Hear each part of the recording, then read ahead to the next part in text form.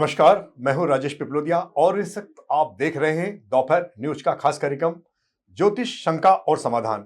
तो एक बार फिर आपसे मुखातिब है प्रसिद्ध ज्योतिष कान्हा जोशी जी, जो इस सप्ताह सोमवार से लेकर अगले रविवार तक कौन कौन से मुख्य तीज और त्योहार आ रहे हैं, उन तीज और त्योहार की क्या महत्वता है, किस तरह से उन तीज और त्योहार का हम हमारे व्यक्तिगत जीवन में अपने भाग्य को परिवर्तित करने में उपयोग कर सकते हैं, इत्यादि जानकारी आज हम कान्हा जोशी से लेंगे। जोशी जी, सबसे पहले तो दोपहर न्यूज चैनल में आपका स्वागत है और हम चाहेंगे कि इस बार सोमवार 13 जनवरी से लेके अगले रविवार तक के बीच में कौन कौन से मुख्य तीज और त्योहार आ रहे हैं, वो कृपया आप दर्शकों को बताएं। जय श्री कृष्ण। दिनांक 13 जनवरी 2025 के दिन पोष महीने की पूर्णिमा कई शुभ संयोगों के साथ और खासकर लोहड़ी पर्व सोमवार के दिन मनाया जाएगा। जैसा आपको समझ में आ रहा है पोष महीने की पूर्णिमा, तो आपको ये बात का विशेष ध्यान रखना है कि अमावस्या तिथि जो कि पितरों की होती है और पूर्णिमा तिथि जो कि देवताओं की होती है। तो खासकर सभी राशियों के लिए एक रोचक उपाय व्यक्ति को पूर्णिमा के दिन अवश्य करना चाहिए कि खासकर पूर्णिमा की रात्रि में जब चंद्रमा अपनी संपूर्ण कलाओं से पूर्ण होता है, उस समय चंद्रमा के दर्शन हर व्यक्ति को अवश्य करना चाहिए। हो सके तो अगर वो घर पर है तो हल्दी कंकु चढ़ा करके दूध से अर्घ दे करके चंद्रमा की आरती पूर्णिमा के दिन हर व्यक्ति को अवश्य करना चाहिए। नहीं तो अगर आप घर के बाहर भी हैं तो जहां आप खड़े हैं वहां जूते चप्पल उतार करके चंद्रमा नारायण के दर्शन आप पूर्णिमा के दिन अगर करेंगे तो अखंड सौभाग्य की प्राप्ति महिलाओं को होगी और पुरुषों को मान के चलिए कि अखंड लक्ष्मी की प्राप्ति आपको विशेष रूप से होगी। खासकर पूर्णिमा के दिन किसी भी ब्राह्मण को बुला करके घर पर आप भोजन अगर कराएंगे या आप सीधा दान करेंगे, कच्चे अन्न का दान करेंगे, तो पितरों की अनन्य कृपा आपको पूर्णिमा के दिन अवश्य मिलेगी। उस दिन चूंकि सोमवार है तो खासकर दूध, दही, घी, शक्कर और शहद मिलाकर के पंचामृत बना करके भगवान शिव का अभिषेक अगर आप करेंगे, भगवान शिव को स्नान कराएंगे पंचामृत से, तो विशेष कृपा आपको भगवान शिव की मिलेगी। और इसके अलावा कौन से मुख्य तीज त्योहार आ रहे हैं? जैसे आपने सोमवार का बताया, फिर मंगलवार और बुधवार को भी कुछ तिथियां, कुछ पर्व आ रहे हैं जी। खासकर दिनांक 14 जनवरी 2025 मंगलवार के दिन अंग्रेजी नव वर्ष का सर्वप्रथम त्योहार मकर संक्रांति का महापर्व कई शुभ संयोगों में मनाया जाएगा। खासकर इसी दिन से भगवान सूर्य नारायण उत्तरायण हो जाते हैं, तो इसे शुभ माना जाता है। अगले 6 माह तक भगवान सूर्य नारायण उत्तरायण हो जाएंगे। वहीं उसी दिन मकर संक्रांति का पर्व, यहीं से मांगलिक कार्यों, शुभ कार्यों की शुरुआत, या सरल भाषा में हम समझे तो शादी ब्याह की शुरुआत फिर से शुरू हो जाएगी, क्योंकि इसी दिन से खर मास मल मास की समाप्ति हो जाएगी। खासकर इस दिन 9:17 से जब सूर्य धनु राशि से निकल करके मकर राशि में प्रवेश कर जाएंगे, उसी समय से मांगलिक कार्यों की शुरुआत हो जाएगी। मकर संक्रांति का दिन खासकर दान पुण्य के लिए पूरे वर्ष का सबसे बड़ा दिन माना जाता है। चूंकि अभी शीत लहर चल रही है तो खासकर ऊनी वस्त्र का दान, या हो सके तो तिल से बने पदार्थ, तिल के लड्डू का दान अगर आप किसी मंदिर में किसी ब्राह्मण, किसी जरूरतमंद को करेंगे तो विशेष कृपा आपको हरि की अवश्य मिलेगी। संक्रांति को लेकर जोशी जी एक बात हो रही थी कि इसका आगमन किस तरह से हो रहा है। कई बार लोग बोलते हैं फलाने वस्त्र पहन के आ रही है, फलानी सवारी पे आ रही है, उसका इस प्रकार के जातकों पे कुछ असर गिरेगा, तो उस विषय में भी थोड़ा सा आप कृपया बताएं। बिल्कुल।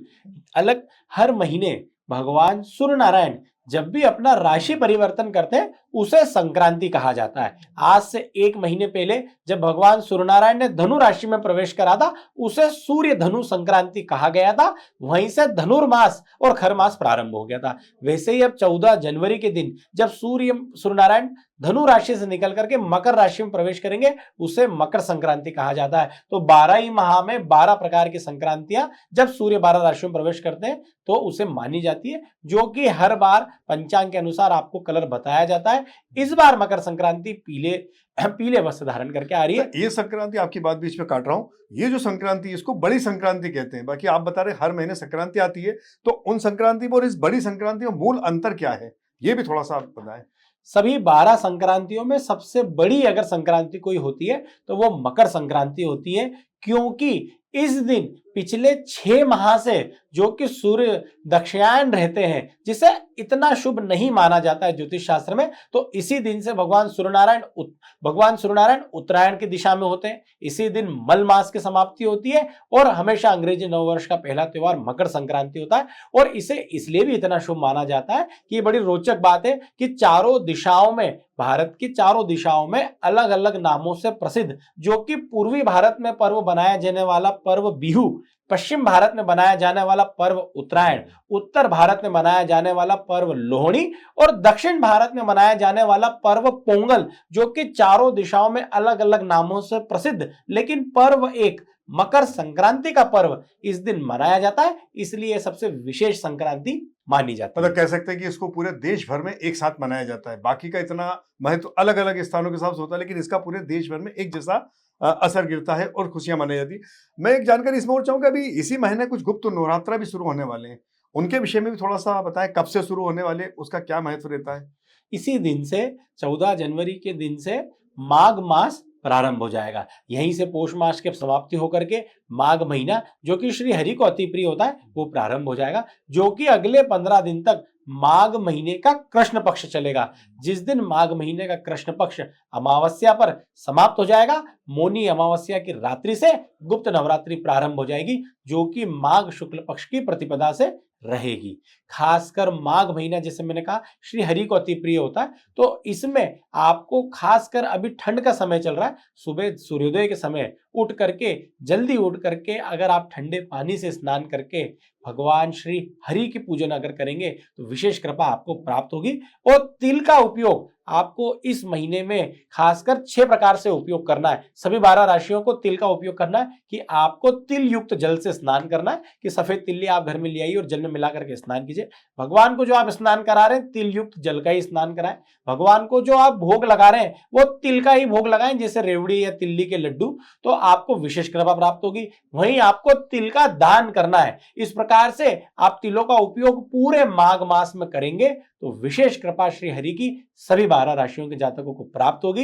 एक मकर संक्रांति की एक चीज और रह गई है कि उसी दिन, मकर संक्रांति के दिन प्रातः 10:19 से पुष्य नक्षत्र भी प्रारंभ हो जाएगा, तो जिसे मंगल पुष्य नक्षत्र माना जाता है, जिस पर विशेष कृपा बृहस्पति की होती है। तो खासकर जो भी व्यक्ति सोने चांदी के आभूषण अगर खरीदना चाहता है, या अभी मांगलिक कार्यों की शुरुआत हो रही है, हर शादी ब्याह के घर में हर व्यक्ति चाहता है कि वो अपनी बेटी व बेटे के लिए सोने चांदी का आभूषण बनाए, तो पुष्य नक्षत्र के दिन अगर आप सोने की खरीदारी करेंगे तो विशेष कृपा लक्ष्मी की प्राप्त होगी। और आप स्वयं देखेंगे कि पुष्य नक्षत्र के दिन अगर आपने सोना खरीदा है, तो जितने पुष्य नक्षत्र आएंगे, अपने आप आपके पास इतनी लक्ष्मी की प्राप्ति होगी कि आप और आभूषण खरीद पाएंगे। इसी से हमारा एक प्रश्न जुड़ा हुआ है, जैसे कि आमतौर पर ज्यादातर व्यापारी वर्ग हैं या नौकरी पेशा वर्ग, हर व्यक्ति चाहता है अपने जीवन में तरक्की हो। व्यापारी चाहेगा कि मेरा रोजगार काफी अच्छा बढ़े, मेरी दुकानदारी काफी अच्छी चले। तो व्यापार को लेकर भी आप थोड़ा सा बताएं कि क्या ऐसे उपाय किए जाएं, जैसे किसी की अगर दुकान नहीं चल रही है, किसी का व्यापार नहीं चल रहा, तो उन लोगों को क्या करना चाहिए? या नौकरी में तरक्की नहीं हो रही, बात तो एक ही है कि तरक्की, तो उन्हें क्या करना चाहिए? विशेषकर व्यापार जगत के लिए आप क्या संदेश देना चाहते हैं? व्यापार जगत के लिए अगर मेरा कोई संदेश है तो वो ये रहेगा कि खासकर आपको विशेष ये बात का ध्यान रखना है कि आपकी दुकान या प्रतिष्ठान में एक छोटा सा ही मंदिर क्यों ना हो, लेकिन मंदिर जरूरी हो। हम देखते हैं कि बड़ी से बड़ी दुकानें, बड़ी से बड़े शोरूम हैं, लेकिन वहां पर सभी प्रकार का सामान है, लेकिन भगवान के लिए उनकी दुकान में जगह नहीं है। वहीं से मान के चलिए आपकी दुकान में या आपके भाग्य में दरिद्रता वास कर लेती है। तो एक छोटा सा मंदिर जहां भगवान का मुख पूर्व दिशा की ओर हो, वहां पर आप मंदिर की स्थापना कीजिए। और ऐसा भी नहीं कि बिल्कुल इतना छोटा मंदिर हो कि उसमें एक घंटी और एक ही भगवान आ रहे, कम से कम उसमें सभी देवी देवताओं का वास हो।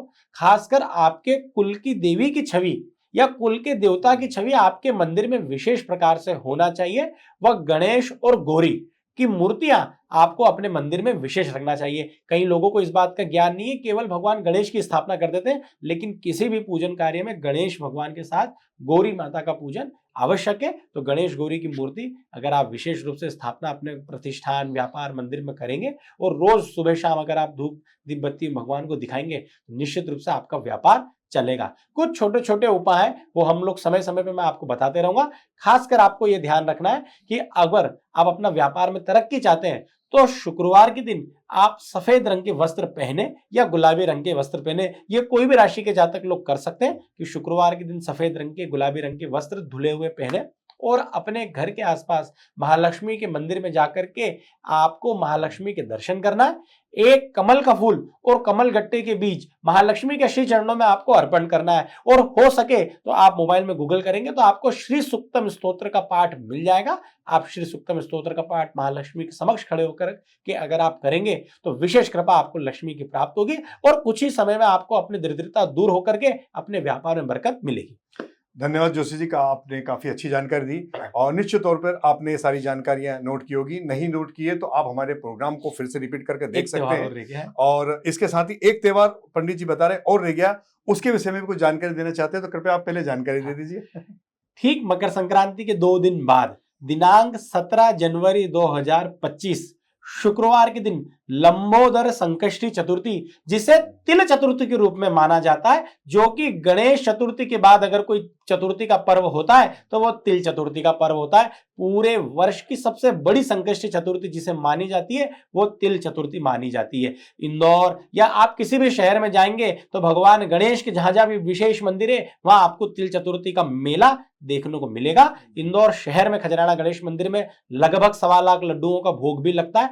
तो खासकर हर व्यक्ति को या कम से कम हर महिला को तिल चतुर्थी का व्रत अवश्य रखना चाहिए। चाहे उनकी श्रद्धा गणपति में हो या ना हो, लेकिन तिल चतुर्थी का व्रत हर महिला को विशेष रूप से रखना चाहिए। इस तिल चतुर्थी के व्रत में आपको विशेष ध्यान रखना है कि दिन भर आपको भूखे रहना है और रात में जब 9:19 पे इंदौर मालवा में जब चंद्रोदय होगा, भगवान चंद्रमा नारायण के दर्शन करके चंद्रोदय को चंद्रमा के दर्शन करके उनको अर्घ्य दे करके फिर आपको अपने व्रत का पारण करना है। जब तक चंद्रोदय ना हो, जब तक चंद्र दर्शन ना हो, चाहे रात्रि की 12 ही क्यों ना बज जाए, तब तक आपको भूखे रहना है। निश्चित रूप से आप देखेंगे कि इस तिल संकष्टी चतुर्थी का जब आप व्रत करेंगे तो भगवान गणेश की कृपा से आपके सारे संकट भगवान गणेश हरेंगे और अगले तिल चतुर्थी के पहले जो आप चाहते हैं वो भगवान गणेश आपको विशेष रूप से दे देंगे। बहुत अच्छी जानकारी आपने दी है। मैं एक बार फिर रिपीट कर रहा हूं अपनी बात को, पंडित जी ने काफी अच्छी जानकारी आपको दी है। इसके अलावा भी अगर आपके मन में कोई प्रश्न है तो आप हमें कमेंट बॉक्स में लिख भेजिए ताकि अगले एपिसोड में हम उन कमेंट्स बॉक्स पर भी पंडित जी से चर्चा करेंगे। इसके अलावा अगर आप अपनी कोई व्यक्तिगत समस्या के लिए भी आप पंडित जी से संपर्क करना चाहते हैं तो पंडित जी हम चाहेंगे कि हमारे दर्शकों को आप एक बार अपना नंबर रिपीट कर दीजिए। आप नंबर नोट कर लीजिए। अगर आप नंबर नोट नहीं भी कर पाएंगे तो हम यहाँ स्क्रीन पर भी इनका नंबर प्रसारित कर रहे हैं, आप इनसे बाद में भी कन्फर्म कर सकते हैं। मेरा मोबाइल नंबर है 9993527188। ज्योतिषविद पंडित कान्हा जोशी, पुजारी जवाहर मार्ग, शनि मंदिर। तो एक बार फिर हमारे तमाम दर्शकों की ओर से हम आपका आभार व्यक्त करते हैं और पंडित जी अगले प्रोग्राम में फिर हमारे बीच होंगे। तब तक के लिए नमस्कार।